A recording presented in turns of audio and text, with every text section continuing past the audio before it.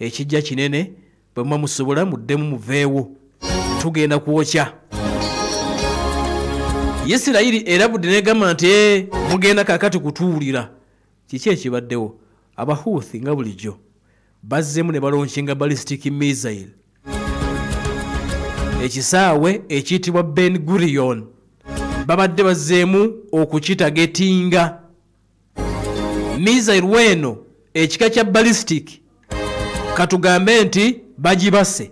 Yes, ebyuma leero bigibase. Eyaluli yayitawo leero bigibase naye bigibase eri munda.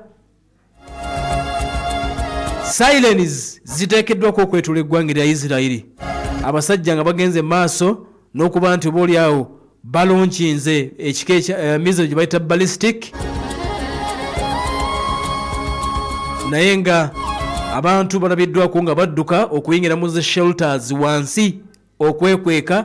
Isirayiri ne bagamba nti ku mulundi guno ebyuma byabwe bisobodde okuba nti biyitagetinze bulungi nnyo.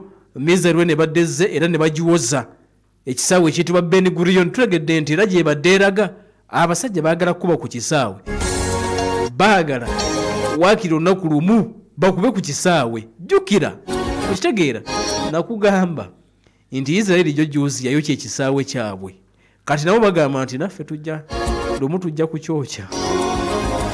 Basajja baagala kwokya kisaawe ky'Abayisirayiri babadde baleese endala ng'erekedde Ben Gurion International Airport okakananga ebyuma leero bikoze. Kati Isirayiri neerabulaga nti mukomyewo mubizzeemu mugenda tuulira. Balabudde ab'e Yemen nti kakati ekiddako kinene. Abahuthi bo bagambye nti launch gye bakoze this time ebadde successful, nti Omuyisirayiri tagenda kwogera. Ne bagambye nti tumukubye. Basajja nabo tebazikiza Abahuthi akadde kano nga bwe tugenda maaso n'okuleka nti obuulyawo tubirengera.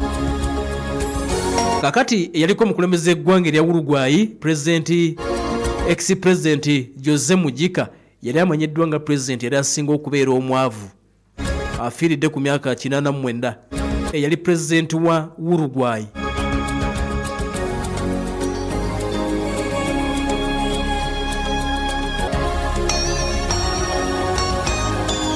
Yes, tugafuna okuva munda mu ggwanga ettiibwa lya Uruguay. Yali president waabwe baali bamuyita Jose Mujica, afudde ku myaka 89 egy'obukulu. Yakulembera eggwanga lya Uruguay wakati w'omwaka gwa 2010 n'omwaka 2015 era n'afuna ekitiibwa oba n'afuna title eya World's Poorest President. Yagaana ebitiibwa byonna ebiweebwa abakulembeze. Emmotoka ng'avuga nkadde nga katono nga kalundaaganya nga wasula oyinza okulowooza nti muntu wa bulijjo. Yagaana ebitiibwa, yagaana okusula mu State House ng'aga nti sirina nsonga lwaki nyonoona ssente z'eggwanga. N'afuuka famous nnyo okwetoola ensi yonna ne bamukazaako erya World's Poorest President Jose Mujica. Afiiridde ku myaka 89. Alisiti ekusinza ku president w'ensi eyitibwa Uruguay aliko kakati bamuyita Yamani Olisi yategeezezza nti kituufu afuddira n'amwebaza ebirungi byakolera eggwanga lye. Kigamba okuba nti obulwadde bwa kansa bumulesezza emmere ewooma ku myaka 89 egy'obukulu. Jose Mujica mbagambye nti akaseera we yabeerera president yakyalenjinga abakulembeze b'amawanga bonna okwetoola ensi yonna. Bannansi ne bamwagala nnyo nti yagaana okwegulumiza, yagaana zimpenkoni, n'agaana ennyumba ezitemya ng'omuntu, n'asalawo okubeera mu bulamu obwa bulijjo nga ne security yambwaye ate nga nnema ku kayumba bwe yali asula ate nga president. Ate nga naye yalwanako nti yali mu bino nti twalwana kakati tulina okuba na buli kimu. Yaliko omulwanyi nga lwanirira eggwanga era ne bamusiba n'emyaka 15 paka ate Katonda bwe yamwanako eddusu n'afuuka omukulembeze w'eggwanga mwaka gwa 2010. Bwe yafuuka omukulembeze w'eggwanga Jose Mujica ono teyadda malala kujooga bannansi na kwejalabya era teyadda mu luyimba lwa twalwanirira eggwanga. N'abeera mukulembeze nga wa wansi nnyo nga yeetowaza nnyo era nga tayonoona ssente za ggwanga. Mu kaseera kana amawulire agava wali mu kibuga Montevideo gategeezezza nti afiiridde ku myaka 89 egy'obukulu nga bwe tugafuna.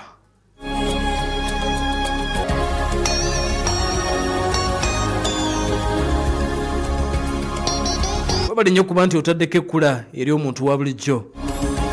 Ebirala ndowooza tunaaba tubireeta bana babe baleetera mu pulogulaamu yampulidde kamenya. Matovuhudu ajja kuba ajja ababuulira ate biki ebigenda mu maaso sayidi awo mu kooti.